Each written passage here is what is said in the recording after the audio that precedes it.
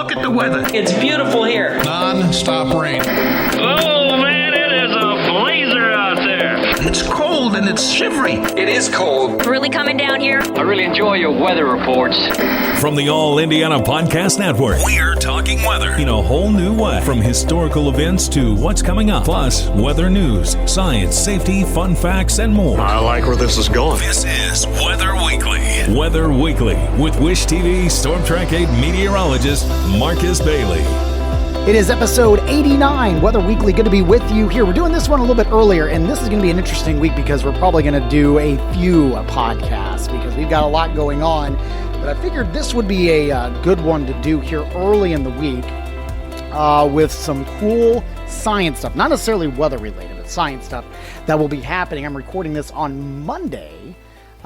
This would be Monday, September 26th, 2022. And this one is going to be about DART. This is going to be a very brief podcast, but we did a great interview early this morning. My colleague Scott Sander talking to somebody from NASA about DART. And if you don't know about DART, so this is going to be happening within the next couple of hours. So in my next podcast, which will probably be more focused on Hurricane Ian, but we will give a brief recap of what took place, hopefully, maybe in the next podcast, or if we can at least find something down the road where we can get some information. Sometimes you don't always know immediate impacts from NASA because it is space and it is a long way off. But if you're not familiar, this is a project where they're setting out basically a satellite to go on a collision course with an asteroid to test to see if we as humans can alter the trajectory of an asteroid in the event that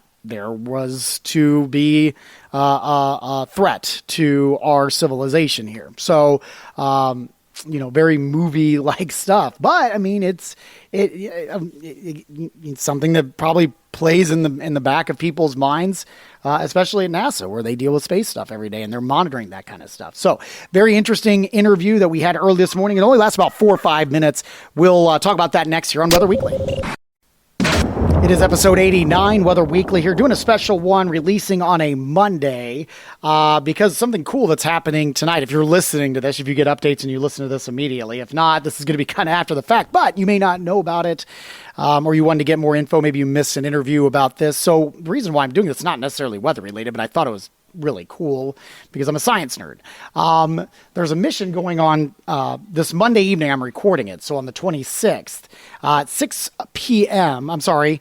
I believe it's 6:30 p.m. Eastern time.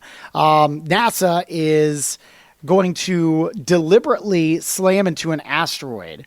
And basically this is, we've seen the movies, right? What was it? Deep Impact. Morgan Freeman was in that. Armageddon, I think, was probably the more popular one with Bruce Willis and Ben Affleck, and I think the hit song from Aerosmith was on there. Was Nev Campbell in that one too? No, not Nev Campbell. It was Steven Tyler's daughter, right? Now, is it Nev Tyler? I'm bad with Hollywood, but yeah. So. But that's something you think about, right? This is Hollywood stuff here. But NASA, not saying it's a legit threat, but you just never know, right? So it's going to be interesting to try to see if they can figure out if they can change the trajectory of a large rock that maybe one day could be on a collision course with our planet. So we had a great interview. My colleague Scott Sander on Daybreak Monday morning had an interview with someone from NASA and kind of explaining how the whole process is going to work. Here it is. NASA is planning a collision in space. The Double Asteroid Redirection Test, or DART, aims to crash a spacecraft into an asteroid. At least I think that's the right plan. Dr. Tom Statler knows for sure. He's a program specialist for DART. He's in Maryland this morning watching all of this. Thanks for being with us. Is it true part of the job title is Planetary Defender? It is. We have a Planetary Defense Coordination Office at NASA, and our job is to find and track all of the potentially dangerous asteroids in our solar system and to come up with ways to mitigate that natural hazard. And that's what we're doing with DART. We're testing a technology that can one day be used to deflect an asteroid, prevent an impact on Earth if we ever discover an asteroid that is really a danger. All right, so quick work about the title. You need a cape and a mask and a comic book, because it's like one of the great job titles ever. Now, about this collision, what will happen, and do you think you know what the result will be, or is this very much an open sort of experiment? Everybody sits back and watches. Well, that's a great question. DART is really a double test at a double asteroid. It's a binary asteroid with one asteroid in orbit around the other, and our spacecraft is hitting the small moonlet of the asteroid, and we're going to measure what happened by the change in that binary orbit. So that double test is first the test of our ability to build a spacecraft that can on its own steer itself and execute that kinetic impact. And the second test is, what does the asteroid do? Because we really want to know how the asteroid is deflected. And that could be, well, there's a range of possibilities, and that's why we have to do the test to find out and learn how to deal with this natural hazard. What's fascinating is we're watching renderings as you're talking, and we're seeing what appears to be a fairly small spacecraft compared to the size of the smaller asteroid, which again is small compared to the larger asteroid. From that visual, it's hard to imagine it makes much of a difference in that orbital path. Can something that small make that big of a change? It can make that big of a change because the renderings you're looking at are actually in extreme slow motion. Our spacecraft only weighs about half a ton, but it's moving at 14,000 miles an hour. And so in the last second before impact, it covers 4 miles. You know, I'm sure you're tired of hearing this question, but it feels like Hollywood made this movie already. How much of what we saw, for instance, in those films makes its way into at least the creative part of science in terms of thinking, well, if we're going to defend the world against this potential possibility in the future, are there things that are as yet to be even thought about in terms of, wow, well, maybe we will need to do that someday? Well, I never do get tired of answering that question because it's a really important one. And the essence of planetary defense as we really do it, rather than, the Hollywood version is we discover the asteroid with barely any time to spare, and then there's this heroic effort to deflect it. But what we're really trying to do at NASA is to discover the potentially dangerous asteroids years and years in advance. And an asteroid is only dangerous if its orbit around the sun intersects with Earth's orbit around the sun. And there's only a danger when at the place where those two paths intersect with each other.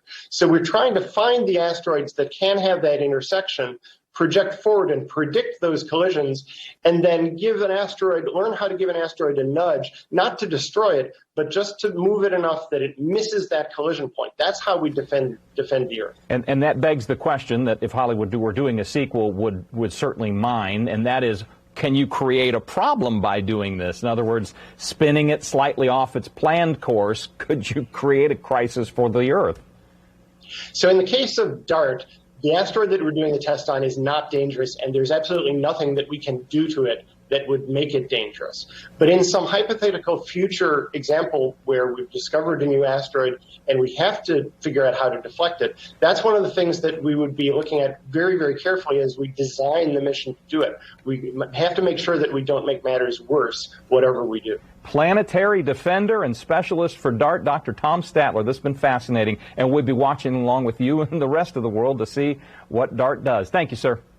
Thank you, Scott. So interesting stuff there. I know that was a very brief interview. Obviously, it was made for TV, so we couldn't get too in-depth and get too lengthy on that. But I did think it was interesting. It was important and something to kind of pay attention to here. I'm hoping to do a podcast. If we can get some info maybe later this week, I'd love to do just kind of a follow-up. But obviously, with it being NASA, and sometimes you have to go through all the data and, they're not maybe necessarily going to know immediately. I don't know if that's going to be, the trajectory is going to change there. So it'll be interesting to see, though. I should also mention, and most of you will be listening to this after the fact, but you could probably go back to NASA's website. There is a camera on this satellite, so you'll be able to see or replay this collision and how it went. So something cool to check out there, and we'll see if we can get some more information here over the coming days and weeks. I'll have your forecast for the last week of September coming up next year on Weather Weekly. Here's a look at the forecast for the last week of September. Man, we are just flying along here. Good stuff.